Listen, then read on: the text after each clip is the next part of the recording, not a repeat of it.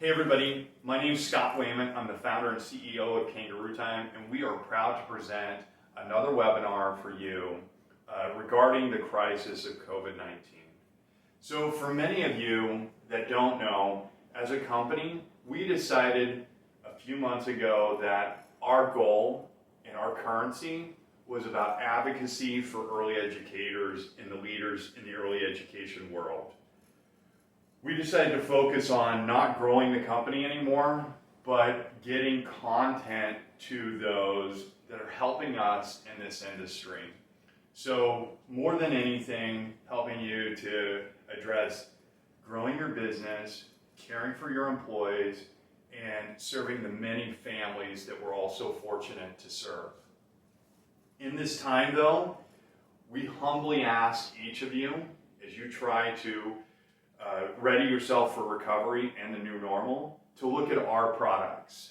We essentially help childcare centers and early education entrepreneurs consolidate 3, 4, or 5 systems that they currently have running in their centers into one single source of truth. So a childcare management system, so a replacement for the system that you're using for billing, so a staff management platform, so scheduling, payroll, we help with all that. A parent engagement platform, so that hardwired experience that your parents get, the ability to fill out enrollment forms, make their payments, communicate with your teachers, and then classroom automation, so the tools that your teachers use in the classroom, and all under one single source of truth. And as we all ready for the new normal, we all have to do the hard work and make tough decisions.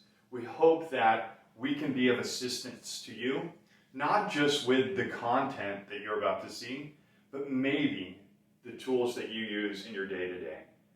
So please enjoy the content, and please join our Facebook group. It's called KT Childcare Connect. It's a place where we can all come together, discuss the progress that each of us are making, what we're doing to address the new normal, and anything we can do to help enhance what we're doing for our families and optimize our businesses. Again, thank you for being here. We're so humbled to have you.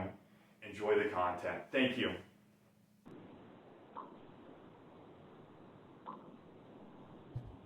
Hey everybody, welcome. Where's everybody? Where's everybody in the digital Ponderosa? Where are you coming from? Ponderosa.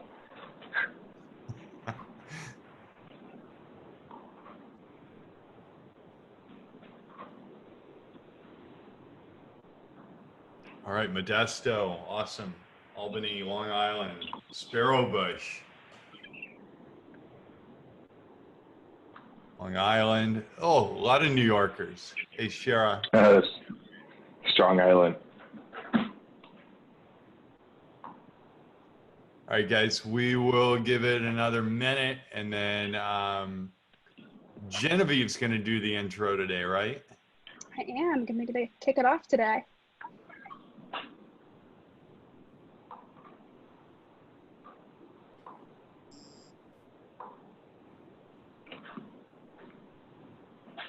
We go. Fort Washington, Maryland.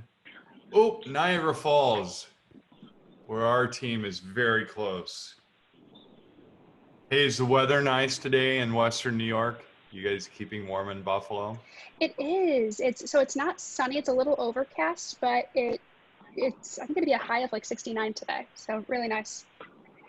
And it's National Go Out on a Walk Day. So we hope everyone can get outside today. I didn't know that. I didn't know it. I'm going to do that right after this call. Scranton, PA. We're all big Office fans. I'm sure you hear that associated with your city every single time you mention it. Hello from New York, Connecticut.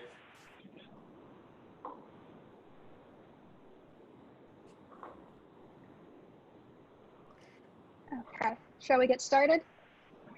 Yeah, I think it's time. Genevieve, it's all you. Thank you. So thank you everyone for joining us today. I'm Genevieve. I'm the marketing manager here at Kangarootime.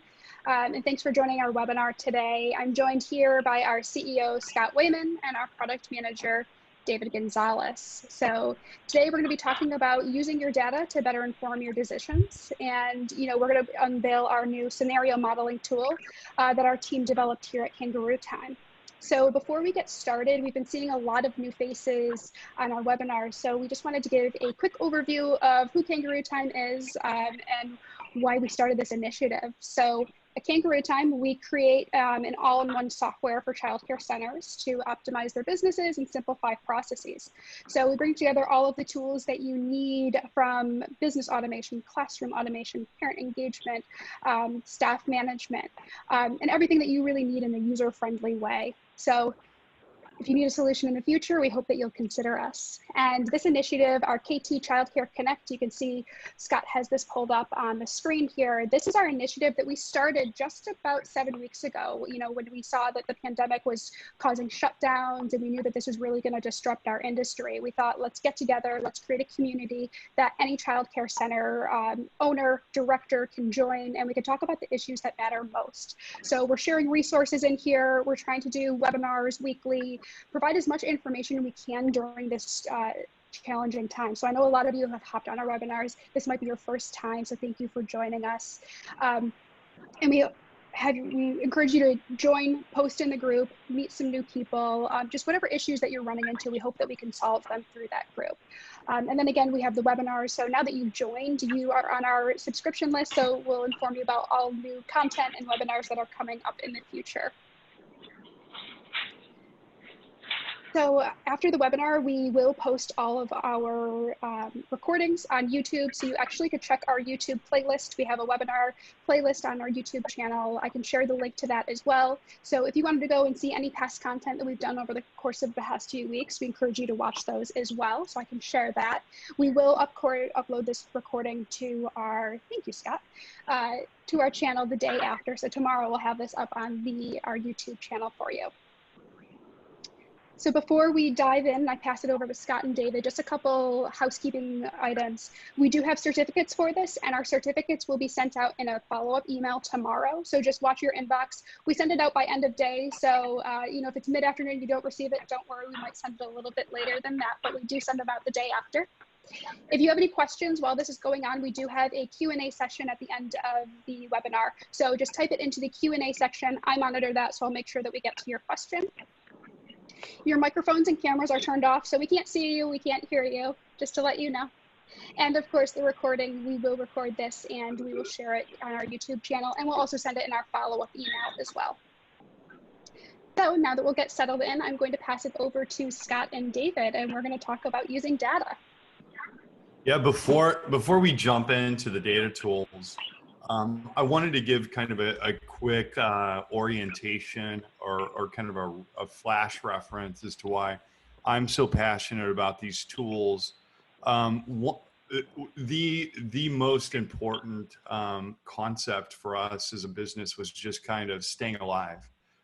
So in the early days at Kangarootime, we did not grow nearly as fast as we thought we would. I liken it to probably some of your journeys where you opened a center, or maybe you started a center and the enrollment numbers just didn't crest. They just didn't model out like you thought they would. Or maybe you had an event in your business, like a bad PR event, a Yelp review. I've talked to many of you owners where these situational, tumultuous times, they come about, and then all of a sudden as entrepreneurs, we're left to just flounder and scrap and claw and be relentless and keep our businesses alive and do things that are impossible. And one of the ways that we've managed to do this through multiple times, and let me just start with a little anecdote. So this is my wife. She's the most supportive woman on the face of the earth. Kangarootime is actually my second company, my second startup venture. My first one was very seamless and went well, and my passion was to found an early education software company because of the experience I had with a child that I raised, and with a couple of entrepreneurs that were early education school owners, just helping them find solutions. And the growth just didn't happen early. And we put a lot of our own money into it. And in fact, this was our intern. This is her dad. This is intern Al. He worked for us for a few years. He was also an investor at times. And by investor, I mean, he gave me a couple of $100,000 so that I could make payroll in the early days. So Thanksgiving dinners were a little bit interesting, but the belief in what we were doing was there. But again, back to assuring that you have the right tools. We had to have those tools in place. And in December of 2016, we had 6 team members. We were taking on the behemoth. We were taking on ProCare. Many of you on this call, I've shed tears talking about this story, but many of you on this call were our customers, and you were working with our products and helping us to build things.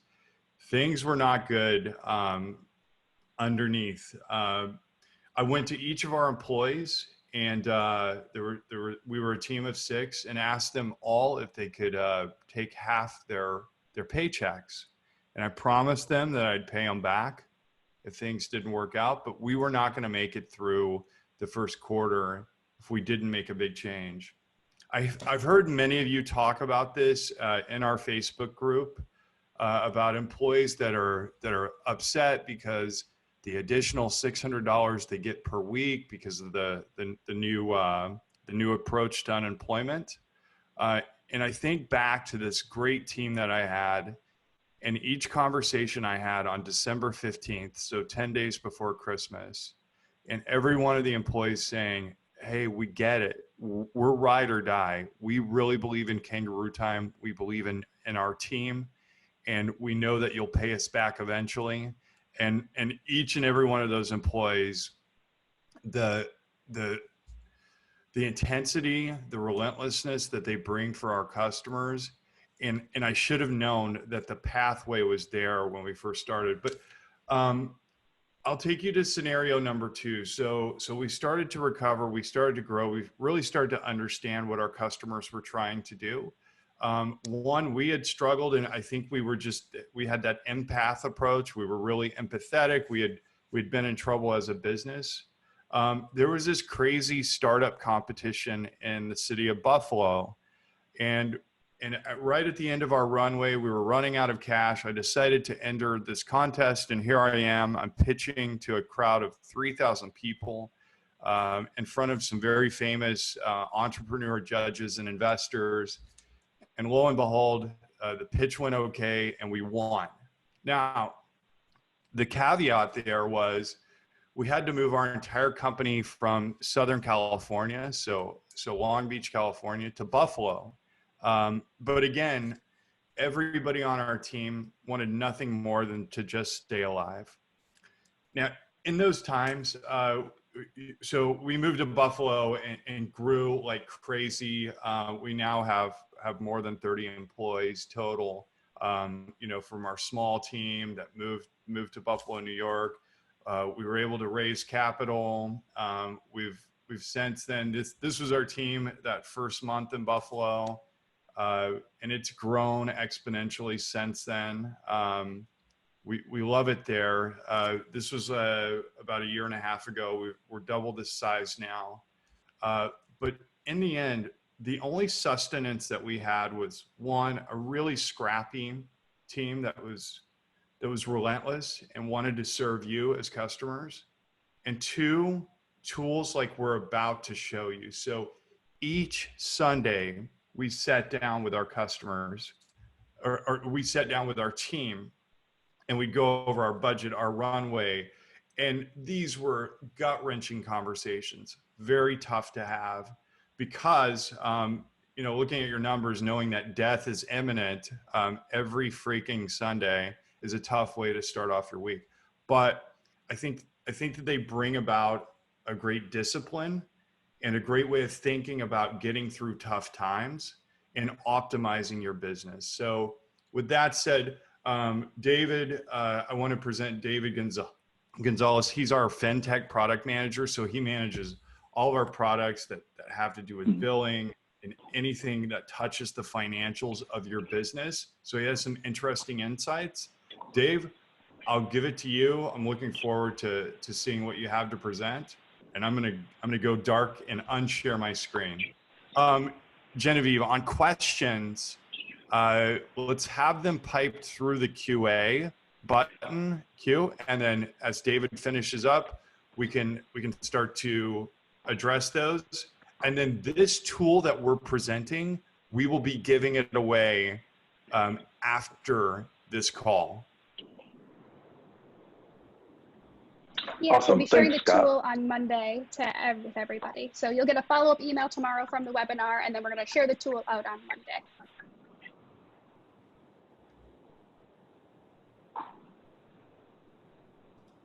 Awesome. Well, thanks everyone, and thanks Scott for walking everyone through your story. So what you'll see is kind of as soon as the pandemic hit, we just really, what we really did was kind of take a look at all the data points that were available to us to better understand what was going on with our business. And really what we found was that it gave us insight into what was going on, you know, in the childcare industry and at the individual centers. And what we'll do today is we'll walk you through a high level of how the pandemic is impacting the, we'll start at a high level to walk through how the pandemic is impacting the childcare industry as a whole. You know, how to evaluate how it's impacting your center, and then how to evaluate some of the actions and decisions you can make to offset some of the losses that you may be experiencing, and help navigate your center through tough times. So we'll begin by kind of taking a look at you know, what has been the impact across the industry. And what you'll see is that since the pandemic, attendance has dropped to about 83% of what we would expect across our customer base. You know, that has primarily been driven by two things. One is stay-at-home policies enacted by states and federal governments. And then second is, you know, even the centers that are permitted, the states that are permitting the centers to stay open, some centers had to close because they just don't have enough attendance at the centers to justify operating. So as a result, you've seen 58% of our customer base, of our centers throughout our customer base have at least temporarily closed. The ones that are open are seeing about a 20 to 50% retention in attendance. So that means they're operating at much lower efficiency levels than they typically would. This data is really originating. We're able to have access to this data by the way that our centers are using our software. So parents at the centers leverage our parent app to check in and check out their child daily. That gives us access to a lot of rich data to understand what's going on broadly within the industry. But specific to the centers, they have access and visibility to reports in real time that help them to understand attendance trends and run that against what their occupancy needs are to operate their businesses. So, you know, it's a really special tool for us to be able to use, and it gives us a lot of insights that we're able to share, you know, with our customer base, and it gives our customers some really valuable data at their fingertips to better manage their business. The second view that I'll bring to light is, okay, we understand that attendance is down. We understand that some centers are closed, but how is that impacting revenue and income streams? And what you'll find is that what we found is that revenue across our customer base has dropped by 62% since this pandemic has taken effect. What you'll notice is that revenue has fell at a slightly lower pace than attendance.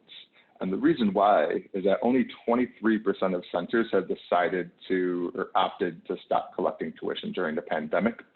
The other 77% are either collecting full or partial tuition from all of their parents. And what you'll find is that that's an interesting decision point for a lot of our centers. It's, how do I think about maximizing enrollment into the future once we get out of the pandemic? And then what's the right thing to do, and what can I feasibly, what decision can I feasibly make from a tuition perspective? And what we found is that most have opted that they needed to at least collect partial tuition to continue to operate, or at least keep themselves operating into the future. Again, we're able to have access to this data through our billing and invoicing software. And the cool thing about our billing and invoicing software is, one, it's so flexible that enables you to, pause, start, and stop your billing cycles as business circumstances change.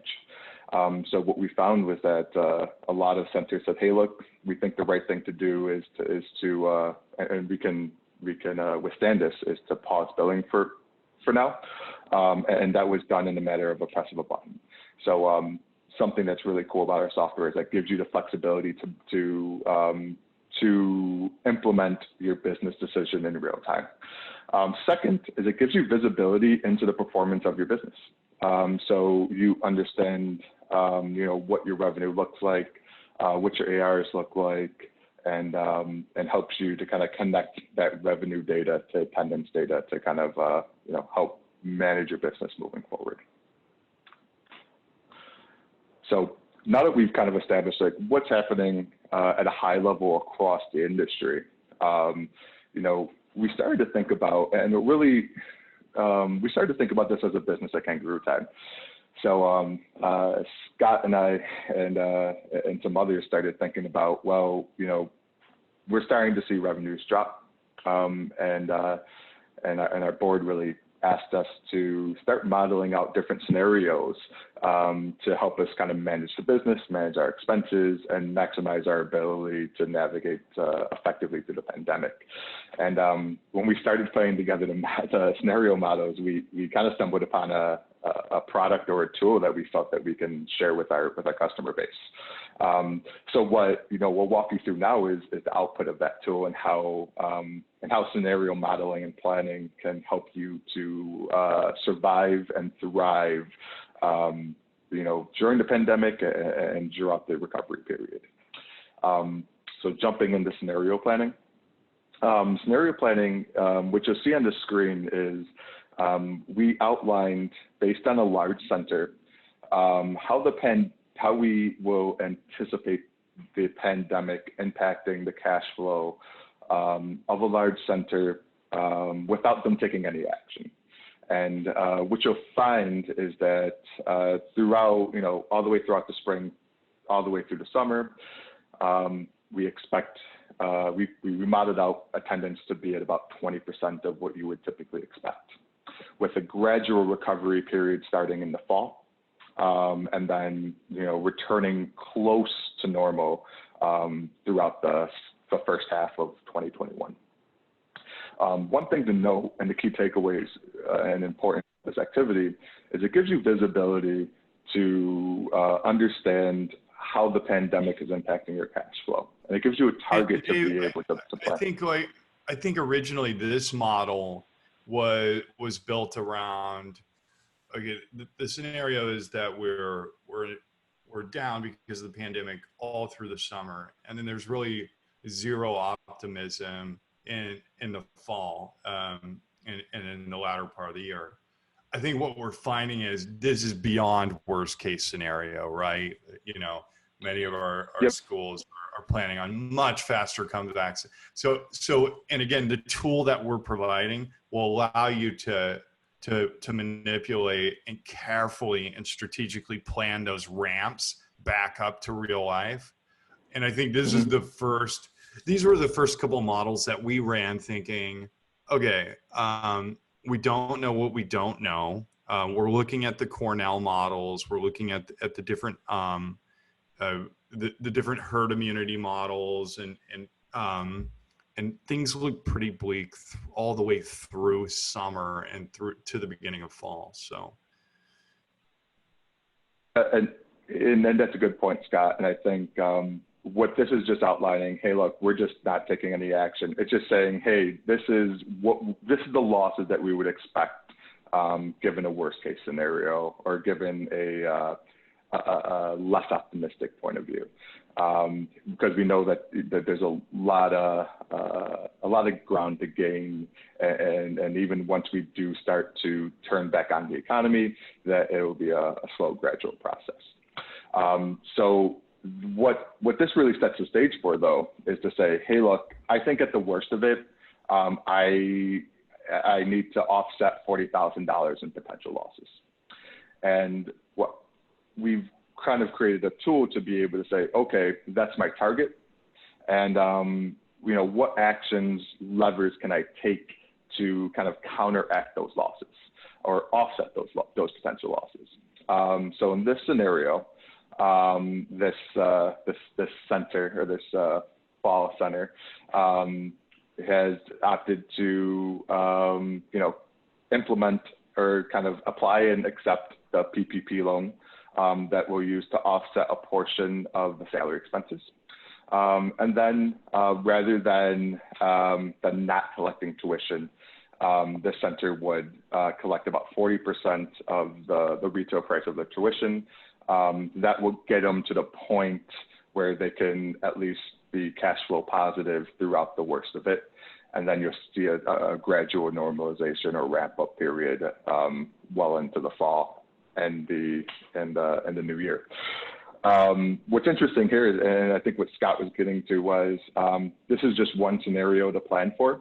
And, as you get new information and data sources to help kind of change what you expect to happen, we can plan for different scenarios as you get new information.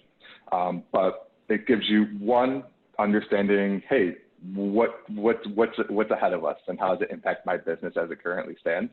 And then two, what can I do to counteract the business environment or the scenario that's put in front of me? And that's kind of how we believe that will be helpful. And again, what's interesting is from a Kangarootime perspective in our software, it gives you a lot of the data points you need to, input into the model and also make these key decisions. Again, understanding what attendance is in real time, understanding those attendance trends and your occupancy levels, and also being able to understand the revenue that you collect and being able to understand how that impacts your business on a day-to-day basis. And also use that data as a baseline to be able to project forward and anticipate, what decisions you might need to make going into the future. David, I think too, one thing that it really helps with is, planning for unexpected incurring costs and looking at what like the new normal looks like of, do you need to consider, PPE, like disposable masks for your team, extra thermometers on hand to check, your children and even like the parents who are dropping them off, hand sanitizer, wipes, we might even get to a point where, we might have test kits, we might have swabs or whatever. So I think that it helps you plan for those unincurred costs as well. That's right, and that's exactly something we can capture and input and play around with. So that's really wise. I think that's interesting. So I think what you can kind of capture is to say, hey, look, new standards are being imposed on us. It requires us to increase the investment we have from an operating expense perspective. That way you're able to anticipate, what your margins may look like going into the future and kind of make decisions off of that. I think one interesting thing with conversations that's been happening internally at Kangarootime is we've been thinking about a lot or keeping the pulse on what the new standards are and putting our heads around and ideating around, how might we update our software to help support you and innovate during that time.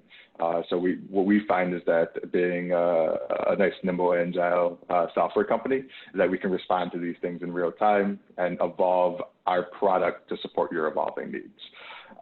So something that kind of just to bring you into some of the conversations that we've had Genevieve, you want to take it from here? Sure, yeah. So just like in summary, some of the key takeaways that, that we've had, just using your data and all of your insights that you have, pulling that information, our Kangarootime customers, fortunately, you can go right into the software, you pull out that information for anybody, who's using a different system. I'm sure you should have that at your fingertips to be able to help inform what you do next. Whether that's looking at, check-in and check-out data, or, how many children are showing up every day, or, planning for the weeks, or looking back at the data from the weeks leading up to the pandemic, what were, parents' thoughts there. And then also looking at your revenue and like projecting and forecasting for that. So we're going to be able to share on Monday the tool with all of you to use it. And we think that it'll really be helpful in helping you plan for the next 6 months and beyond. It's a scenario modeling tool, but you'll see that it's really flexible, that even, you could plan for well beyond 6 months.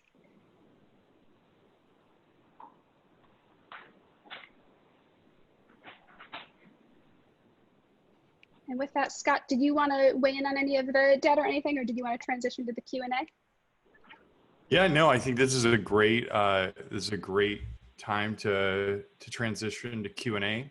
And Genevieve, somebody says you speak really fast.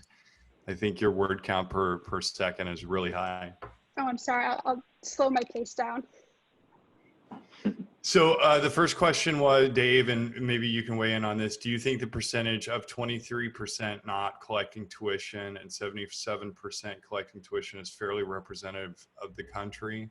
I mean, there's a lot of data there. There are hundreds of centers within that data, and I think the conversations we're having are starting to kind of. I think many of us went to the play of, let's show everybody grace and mercy and wait and see how this plays out.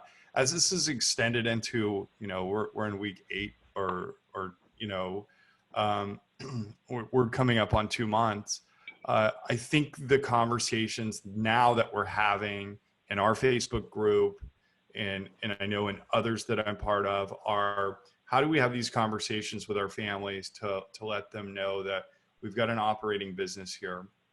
We need you to continue to pay to either save your spot or to keep the business operating. And I think more and more we're hearing people say we're starting to kind of lean into new models too. So we're doing food delivery. David, we should post our latest data analysis sometime today, if you can tell a data story and see if that number's changed since we ran it last week. But my assumption, and this is a very risky assumption, would be that that number is starting to tick up. There are centers that were taking zero revenue and are starting to take more now as of this week. And can you explain where the partial revenue is coming from? We can see the billing code. So much of that on partial revenue is, and we have this in the model, that this scenario modeling that will allow you to put in a discount or a mitigated percentage of revenue, so that you can say to your families, hey, we're only going to charge you 20% of what we would, and then you can see what your staff might cost, or what the operational footprint and the P&L and the net balance looks like at the end of every week or every month. Yeah, so a really good question. Oh, sorry, go ahead, David. Yeah, and just, I think Scott, you nailed it. Just from is it representative of the U.S.? I would say we're pretty confident. We have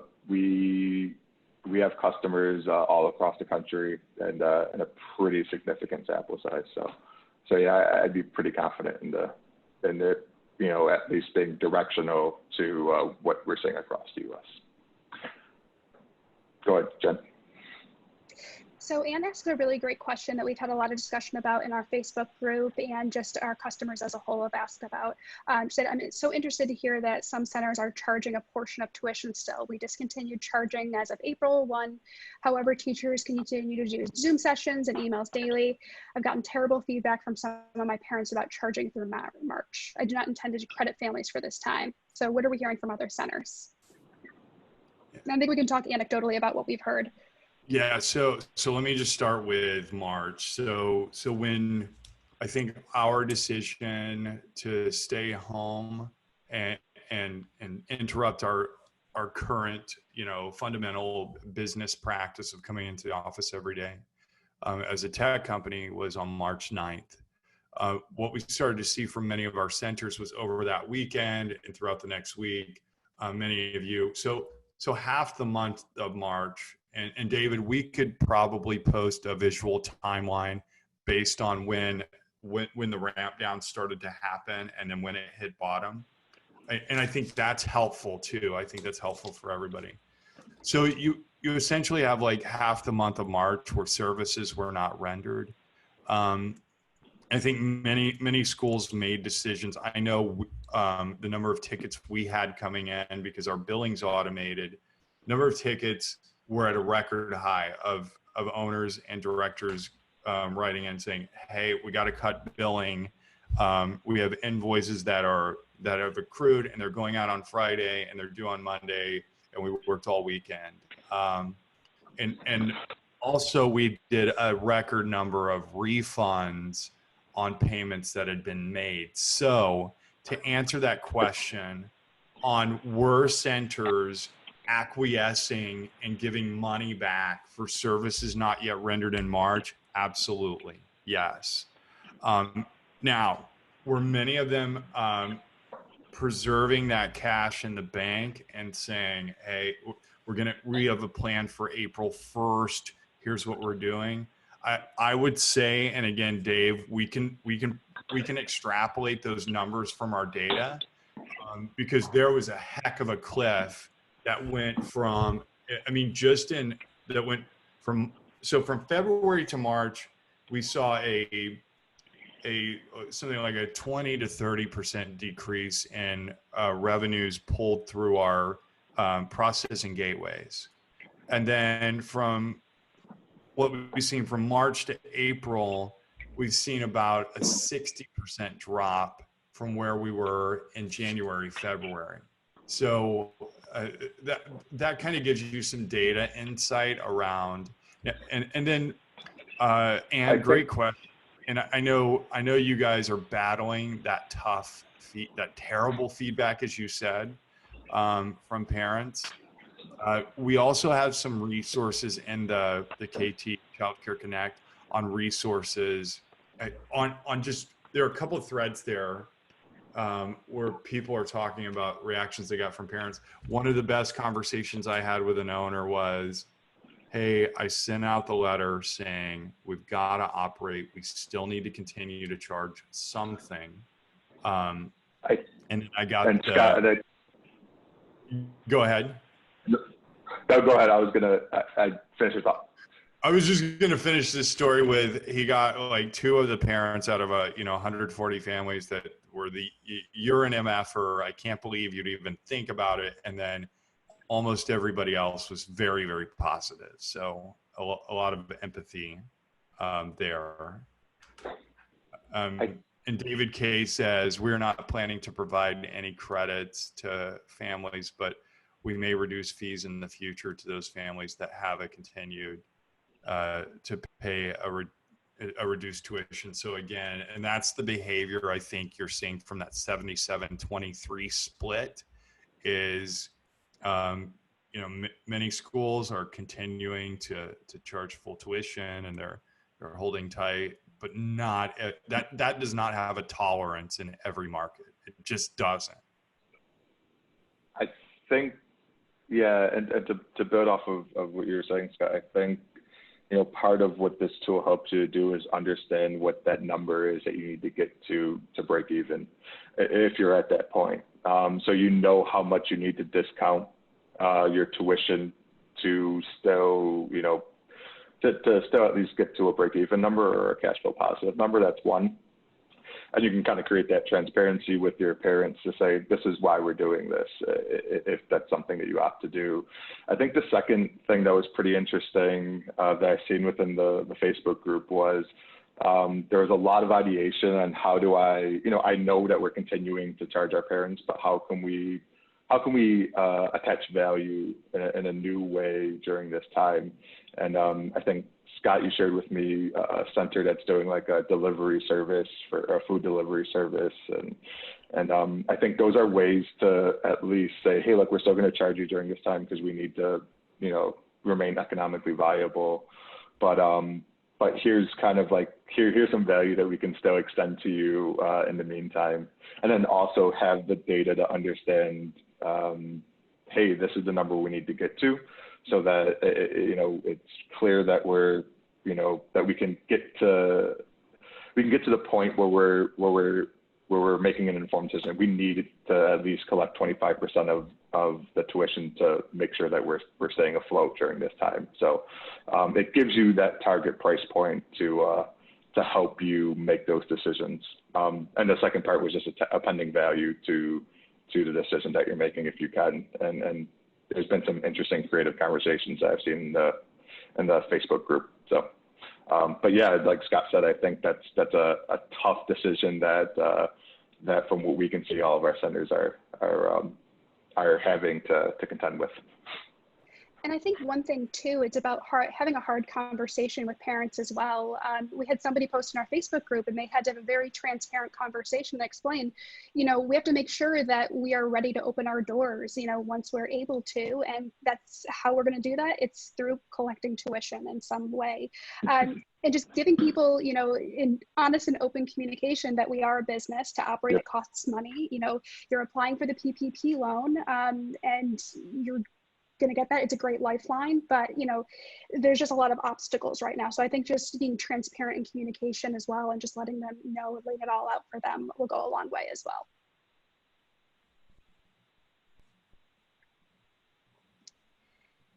So we want to move on to one of our next questions. So Aaron says, in my area, no childcare providers are collecting private pay tuition, which is unfortunate.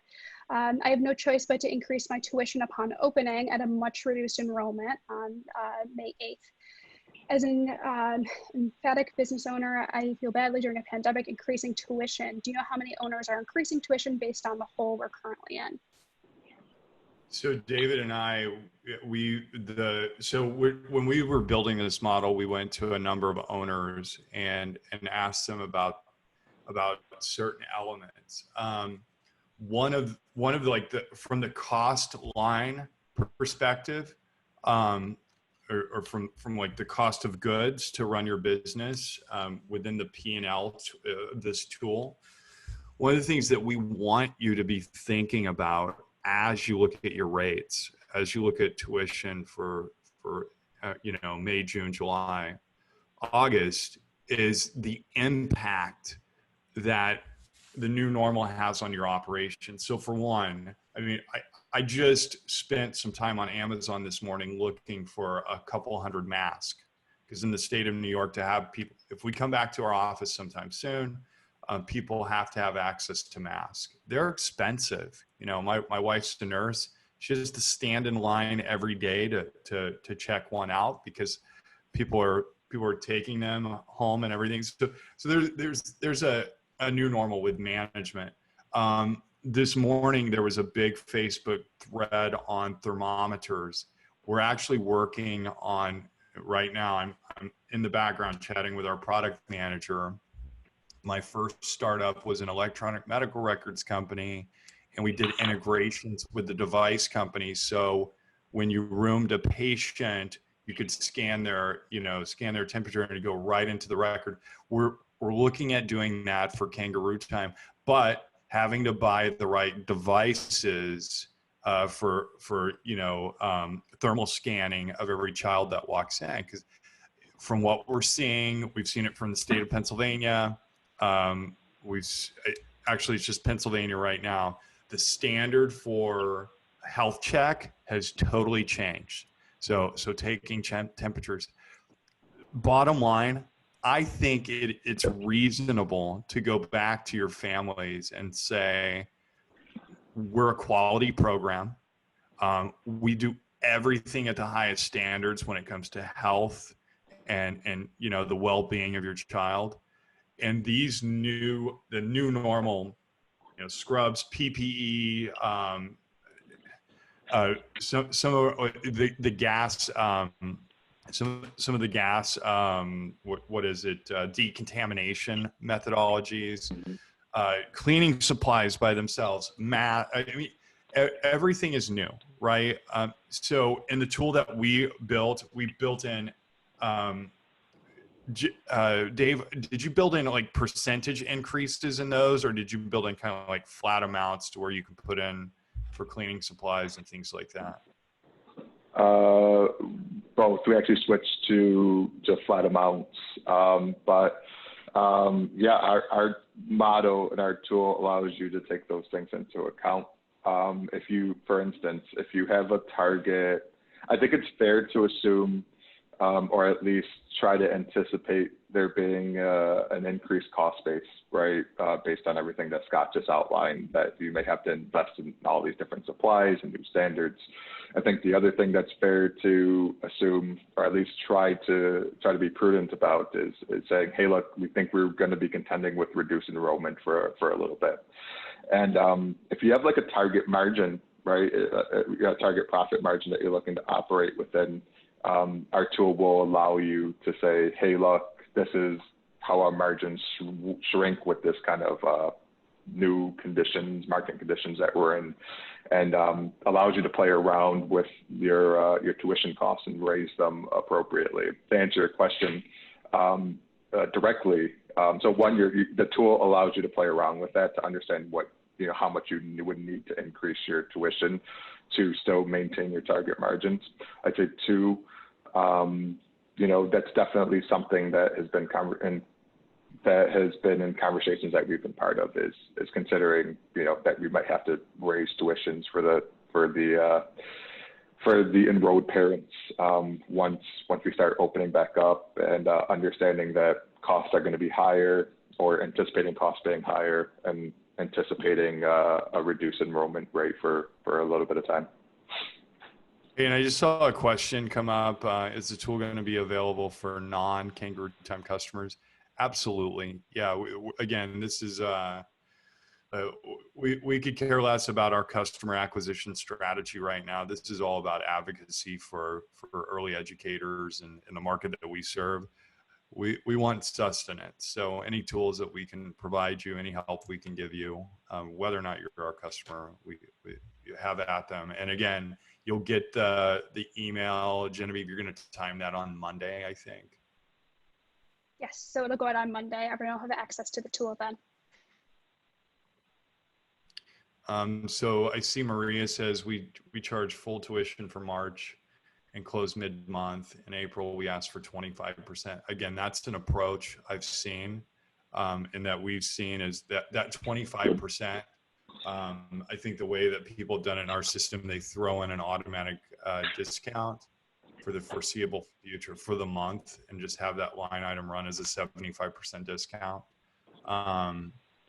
Let's see. In May, I'm not suggesting any amount, but asking them to support if they're able. I don't know where this will go. We do Zoom and online lessons no matter what. I hope this works well. And thanks, Maria, for that. And again, that's the sentiment that we're seeing out there. One, you're adding value, right? Continue to do that. We see this time as a time to really build relationships and build bridges. And I think you're doing that with what you're doing and staying active. I'd be curious to know, for those of you who have sent out the messaging of don't know what you can pay, but pay something. I'd like to know what kind of response you've gotten. And maybe we can send out a questionnaire, Genevieve, and put some data back into the Facebook channel to share with people. Yeah, that's a great idea. We definitely can do that because I know that's such a hot question right now with a lot of like centers nationwide. Absolutely. Oh, great question. Does your model assume the PPP is fully forgiven, or does it let you put in a percentage that you believe will be forgiven? That's a David question. To answer that, that's a really solid question. Right now, the model just looks at how it's applied during the down period. So the answer is no. It doesn't build in the ability to anticipate the percentage that you have to end up paying back or will be forgiven. I can tell you that we are looking to enhance the model as we get this type of feedback. So thank you for that, Sarah. We will see what we can do. I think what's interesting with a PPP loan is how vague the details are on it. So the difficulty I've had with trying to model out whether or not you're going to see a 75 or 100% of that loan forgiven or turned into a grant is just lack of details and the criteria that would suggest whether or not that would happen. So the answer is that's a really good question. As we will continue to try to provide that type of support and see if we can come up with a workable model that will help you to anticipate that. But as of now, we just haven't been able to get the amount of details to help make that make that work in a way that we're confident on. But good question. Okay, so a few more. Some are coming in on chat, so I'm gonna like hopscotch to and fro.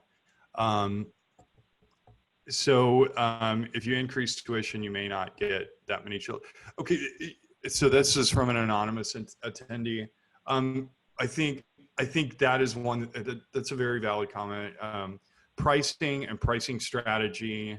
This is something that I think we all need to discuss and have within our models at some point, David. Like if we could do a separate model on pricing strategy, and then utilization over time, build some utilization models. Because I do think that the sentiment out there on a parent or a family understanding the new normal and the rising cost of operating, I think that's going to be an education process, as we know about. When you're pricing that way, these are long tail data stories. So maybe this is one we can track in the KT group.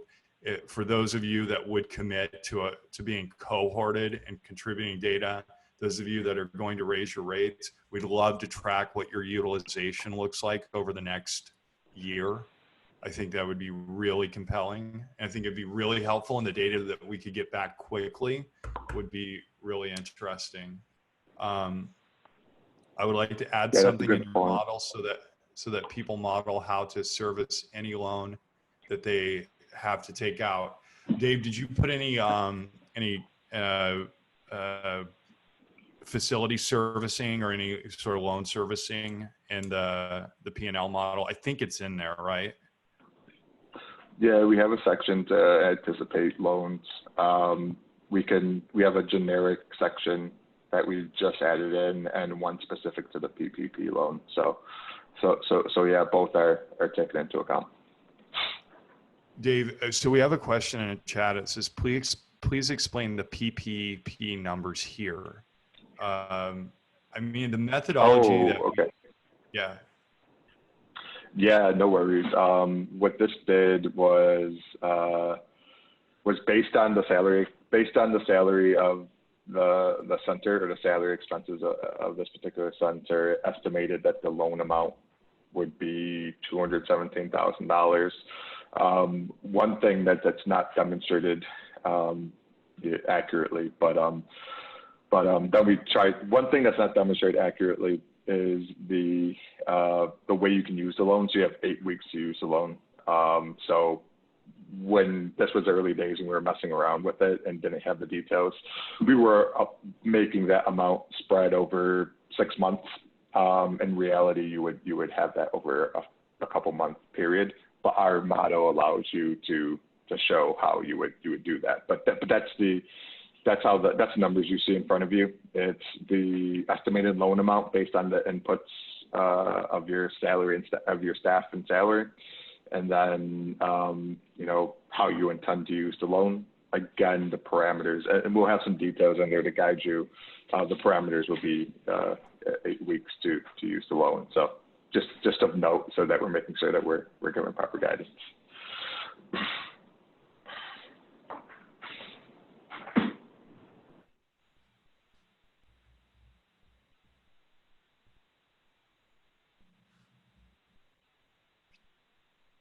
Do you know if they have the PPP loan in Spanish? I work for a lot of family child care providers here in New Jersey.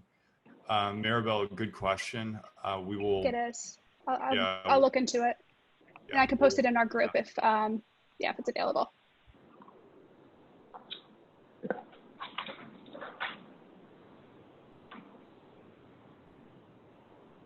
You might be able to look at some Latino or Hispanic forward banks. That's probably a good place to look that are offering the loan, because they still have the materials and guidelines. I'll work with you to surface those, Genevieve, but there's a couple banks that I think that would have some information that would be useful. Great, thank you, David.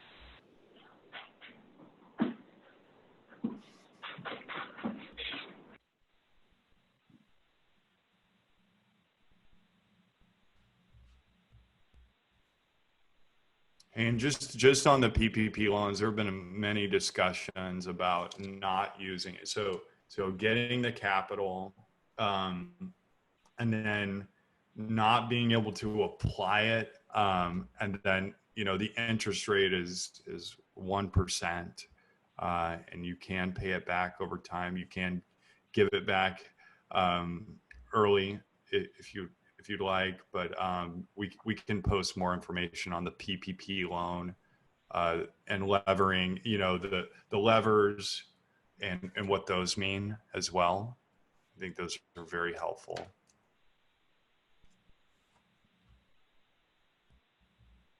All right, any other questions? Great group, great session, great Dave. Questions. Yeah, and we had a lot of people just sharing, different ideas and everything in the chat. So thank you so much for that. So the idea sharing, that's what we're all about here, especially in our Facebook group. We're just trying to, help everyone get together and solve all the issues, or most of them, that the pandemic presents. So Great. with that, Okay. Yeah, Genevieve, any upcoming webinars? We do. We have, so we have a webinar next week. Tuesday, we are bringing our friend Christina Ficio to talk about leadership. So we will send a link to that if you wanted, in the follow-up email tomorrow, if you wanted to register for that. And then we have a roundtable discussion with some center owners next week, Thursday, which will also send the webinar or a link if you wanted to sign up for that as well. And we're just going to be discussing just like this, but running everything, the gamut of parent communication, all the important issues that center owners want to talk about right now that matter. So we'll send the links out for those. Just as a reminder, we will send the certificates tomorrow by end of day. Which will also include a recording of the webinar, and any follow-up materials that we have here, you'll get that tomorrow. And then on Monday is when we'll share the tool with you. So watch your email for both of those. If you don't have them, check your spam folder. We have everyone's email address, so that's how we'll contact you. So thank you so much for joining us today, and we hope you all have a great day. Thanks, guys. Have a good one. Thanks. Bye.